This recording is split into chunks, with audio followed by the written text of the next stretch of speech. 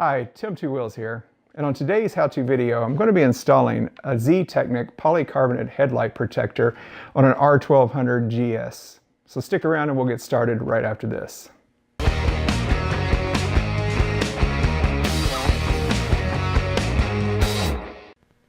So I have here the ZTechnik polycarbonate headlamp protector. This is model number Z5402. It's a different, and I'll show you more close up here in just a moment, but it's a different style than most headlamp protectors you see for GSs out there.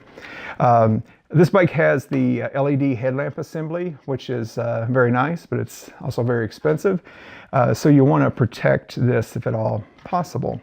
So most style of headlamp protectors that you see for the GS have metal brackets that need to be installed here on the turn signal bolts and these bolts up here and stick out in front of the headlamp assembly. And then they either have a steel or aluminum mesh grid that cover the headlamp to protect it from rocks, or there is an acrylic panel that goes in front of the headlight that is clear, but that style still allows dirt, rain, moisture, debris to get up on the headlamp assembly itself. So not only do you have to clean your headlamp protector, you have to get behind it and clean the headlamp. Most of those will pop off, and so to allow easy access. And if you're going for that more rugged off-road look, those are good looking accessories. However, what I was looking for was something that almost blended with the bike. And the only one that I found that fit that bill was the ZTechnik. Now, in addition to kind of blending with the headlamp assembly and just fitting over the whole housing, what the nice thing is it closes off the headlamp assembly, so there's less of a need to get behind it and clean, theoretically. Additionally, ZTechnik makes their stuff from polycarbonate, and polycarbonate is much stronger than acrylic. It will take much more abuse. It's far more scratch resistant, and the clarity is very, very good. So next we're going to go ahead and get started. The installation is very simple. It's held on with some industrial strength Velcro tabs. We'll remove the headlamp shroud, attach that, and then mount this guy on there. The reason I'm making this video is I have not seen any other videos out here on YouTube showing the installation or a review of this unit. So let's get started with the install.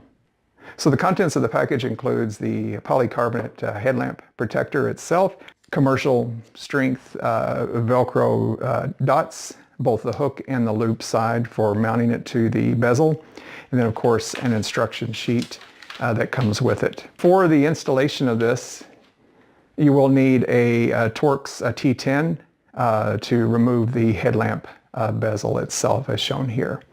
Using a Torx/Star Drive 10, we're going to remove these 4 screws. There's 2 on the top here and here, and then 2 on the bottom, and that will allow us to remove this outer bezel assembly.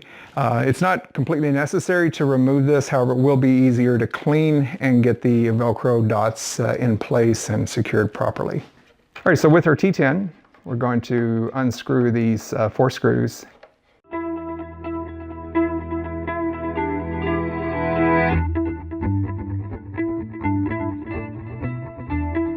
Okay, I want to get in here and show you. It may be difficult to see, but there is a bit of a tab under here. I'm using a pick to get in here and pull that down because I don't want to pry it and break it.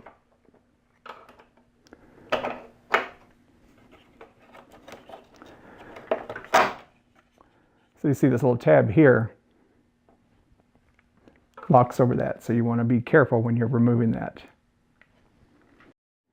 All right, so next, now that we have the bezel assembly off, I'm going to mount the Velcro tabs. So I'm taking a pad with some isopropyl alcohol on it. It's going to mount to these flats, so here, here, there, and up top here. So I'm just taking a little alcohol and just rubbing those areas clean before I stick the Velcro to it. And then I'll do the same thing inside the headlamp assembly. I'm just going to, again, clean those areas good just to make sure there's no oils or anything from the manufacturing process that's on there. Okay, so now on our ring, we're going to be installing the loop side, the soft fuzzy side on our flats here.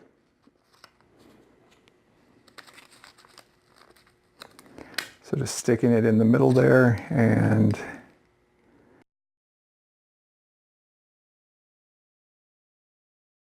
so I'm just going to press these securely to make sure that they are seated. Now, according to the instructions, we should let the Velcro set for 5 minutes before trying to attach them together. Now I'm going to put the hook side on the inside of our protector.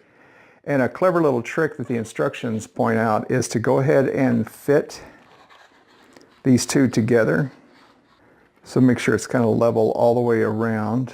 And then what I'm going to do, they recommend using a grease pen. I'm just going to use a little Sharpie here.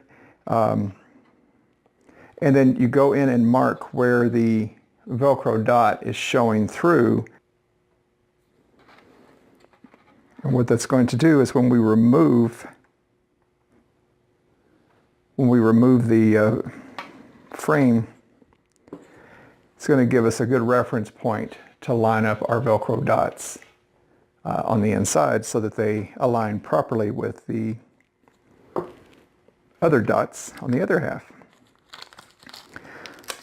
So now just going in and applying on the inside, I'm applying the Velcro dot over the dot, and this is the hook side. So the hook side will go on the interior of your protector.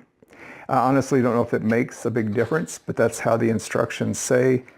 I'm assuming they've tested it and it holds better like this. Going through and pressing them to make sure they're securely seated.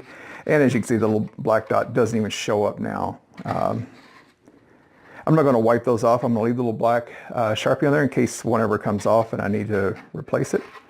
They do give you plenty of extra dots, enough to redo as needed. All right, so those are pressed on. I'm going to let them set for 5 minutes. While I'm waiting, I'm going to go ahead and install the headlight trim ring back on the bike. Okay, now I'm going to go ahead and reinstall the ring. Snap it back in and reinstall the T10 screws, Torx 10 screws.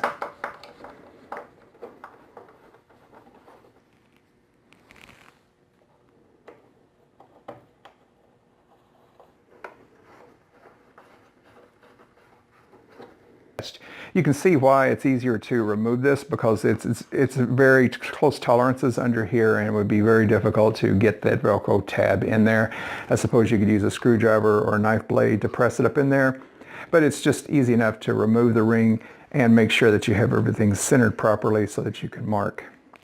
Okay, it's been more than 5 minutes since I installed the Velcro. The ring is reattached to the headlamp. I'm just taking a microfiber cloth and cleaning up any fingerprints internally where I've been handling this.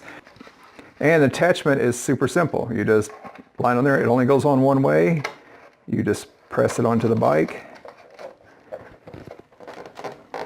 The Velcro, making sure that it's seated all the way, and I'm pressing where I can on the Velcro tabs underneath there. It's hard to get underneath this one, so I'm just going to kind of reach under with my little pick here and just pry up gently to make sure that the Velcro is seated. And that's it. It's installed. It seems very secure. As you can see, I'm wiggling it here. Surprisingly, it's more sturdy than I expected it to be with just 4 Velcro dots holding it onto the headlamp. So I guess the designers knew what they were doing after all. Again, I really like the way this blends with the headlamp. It's not distracting from the front of the bike. I personally think that's a beautiful headlight assembly, and this is doing what I wanted it to do and not really detract from that, but yet give it a good protection from rocks and anything else that might come up on the road and hit it. All right, so I'm very happy with it so far. Of course, only time will tell. After I ride it for a few hundred miles, I'll let you guys know what I think of it, and then of course I'll also do a long-term follow-up review. So, pretty simple. But this is Tim Two Wheels, and that's how I did it. Thanks for watching.